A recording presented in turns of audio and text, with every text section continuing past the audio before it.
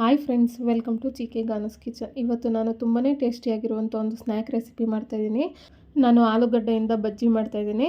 ಮೊದಲು ಬಜ್ಜಿ ಮಾಡ್ಕೊಳ್ಳೋಕ್ಕೆ ಹಿಟ್ಟನ್ನ ರೆಡಿ ಮಾಡ್ಕೊಳ್ಳೋಣ. ಈ ರೀತಿ ಒಂದು ಬೌಲ್ ತೊಗೊಂಡಿದ್ದೀನಿ. ಅದಕ್ಕೆ ಒಂದು 100 ಗ್ರಾಮ್ಸ್ ಅಷ್ಟು ಕಡಲೆ ಹಿಟ್ಟನ್ನ ಹಾಕ್ತಾಯಿದ್ದೀನಿ.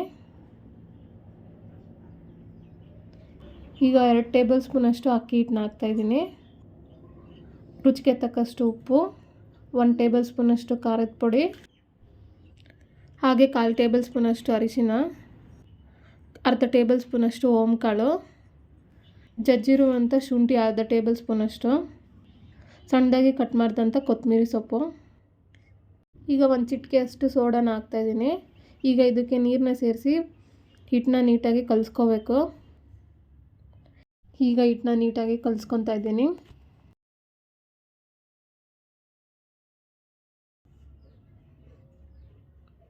ಮತ್ತು ಇದಕ್ಕೆ ನೀರನ್ನ ಸೇರಿಸ್ತಾ ಇದ್ದೀನಿ.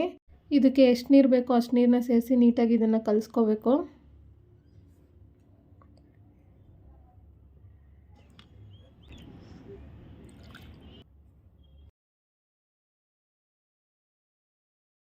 ನೋಡಿ, ಈ ಥರ ನೀಟಾಗಿ ಹಿಟ್ಟನ್ನ ಕಲಿಸ್ಕೊಂಡಿದ್ದೀನಿ.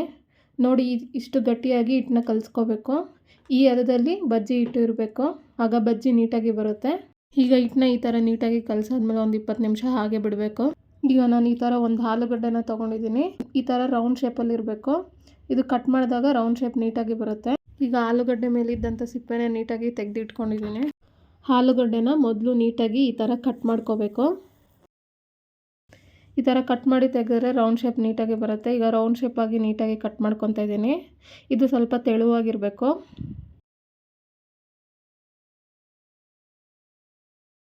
ನೋಡಿ, ಈ ಥರ ತೆಳುವಾಗಿರಬೇಕು. ಎಲ್ಲ ಆಲೂಗಡ್ಡೆ ಪೀಸ್ನ ಈ ಥರ ಕಟ್ ಮಾಡಿ ತೊಗೊಂಡಿದ್ದೀನಿ.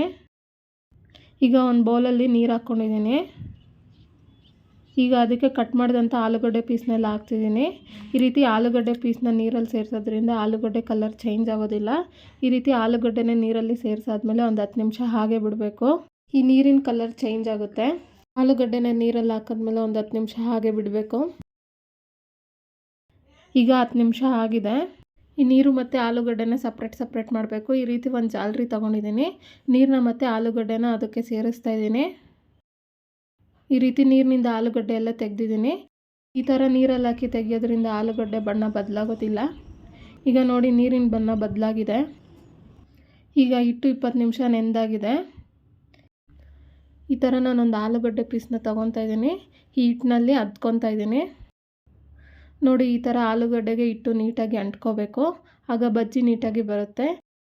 ಈಗ ಬಾಣಲಿನಲ್ಲಿ ಡೀಪ್ ಫ್ರೈಗೆ ಬೇಕಾದಷ್ಟು ಎಣ್ಣೆ ಹಾಕಿ ಒಲೆ ಮೇಲೆ ಇಡ್ತಾ ಇದ್ದೀನಿ.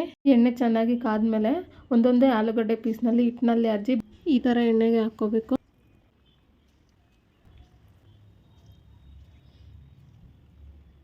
ಈ ಥರ ಎಲ್ಲ ಹಾಕಾದ್ಮೇಲೆ ಒಂದು ಸೈಡ್ ನೀಟಾಗಿ ಫ್ರೈ ಆಗಬೇಕು.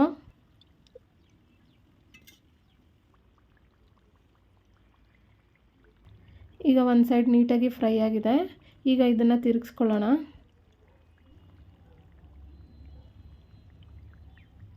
ಎಲ್ಲನೂ ಇದೇ ಥರ ತಿರುಗಿಸ್ಕೊತಾ ಇದ್ದೀನಿ. ಈಗ ಇನ್ನೊಂದು ಸೈಡು ಸಹ ಚೆನ್ನಾಗಿ ಫ್ರೈ ಆಗಲಿ. ಇದು ಬ್ರೌನ್ ಕಲರ್ ಬರೋ ತನಕ ಚೆನ್ನಾಗಿ ಫ್ರೈ ಆಗಲಿ. ಈಗ ಆಲೂಗಡ್ಡೆ ಬಜ್ಜಿ ನೀಟಾಗಿ ಫ್ರೈ ಆಗಿದೆ. ಎಲ್ಲ ಆಲೂಗಡ್ಡೆನೂ ಇದೇ ರೀತಿ ಫ್ರೈ ಮಾಡಿ ತೊಗೋಬೇಕು. ಇದೇ ಥರ ನಿಮ್ಗೆ ಯಾವ್ದಾದ್ರು ರೆಸಿಪಿ ಬೇಕಂದರೆ ಕಮೆಂಟ್ ಬಾಕ್ಸ್ನಲ್ಲಿ ಕಮೆಂಟ್ ಮಾಡಿ. ಈಗ ಆಲೂಗಡ್ಡೆ ಬಜ್ಜಿ ರೆಡಿಯಾಗಿದೆ. ಈ ಸ್ನ್ಯಾಕ್ ಐಟಮ್ನ ತುಂಬ ಈಸಿಯಾಗಿ ನೀವು ಮನೆಯಲ್ಲೇ ಮಾಡ್ಕೋಬೋದು. ಈ ರೆಸಿಪಿನ ಟ್ರೈ ಮಾಡಿ ಹೇಗಿತ್ತು ಅಂತ ನನಗೆ ತಿಳಿಸಿ. ಈ ವಿಡಿಯೋ ನಿಮ್ಗೆ ಇಷ್ಟ ಆದಲ್ಲಿ ಲೈಕ್ ಮಾಡಿ, ಶೇರ್ ಮಾಡಿ, ಸಬ್ಸ್ಕ್ರೈಬ್ ಮಾಡಿ.